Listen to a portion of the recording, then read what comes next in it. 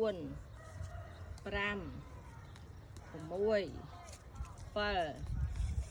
បើសិនជាបងប្អូនដាំល្អបាញ់ថ្នាំអីការពារអាសម្បោចញ៉ឹកឃើញសម្បោចទេ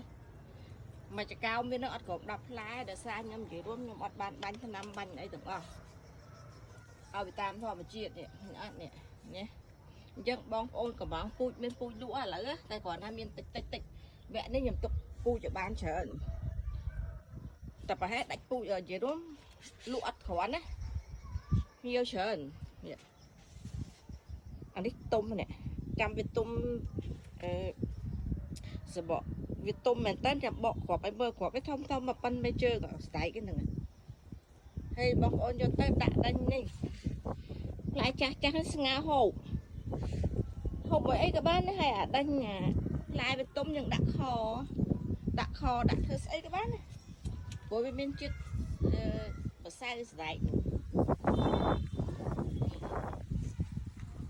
ហើយបងប្អូនមើលម្ទេសខ្ញុំអ្នករៀងដូចម្ចាស់វាកវែកមកដូចម្ចាស់វាមិនតែផ្លែឆ្ងាញ់អានេះម្ទេសខ្មែរចាហ្នឹងពូជរបស់ខ្មែរយើង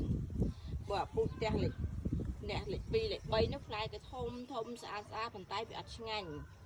អានេះឆ្ងាញ់ហ្មងនេះតែចាំទុកឲ្យទុំចាំបេះឲ្យដាក់កន្លទៅបានយូរអត់ពិបាកឥឡូវអត់ខ្វះម្ទេសហូបទៅផ្ទះខ្ញុំនៅផ្លែអស់ផ្ទះអត់អាហ្នឹងវាស្លឹកវាពណ៌ខៀវចុះវានៅមួយស្លឹកខៀវចឹងមើលអត់សូវឃើញផ្លែប្រហែលនេះ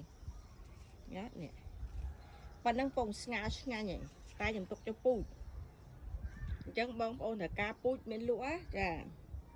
កំងមុនចាប់បានផ្លែអូខេតែមួយខែជាងវាចាប់ដើមចេញ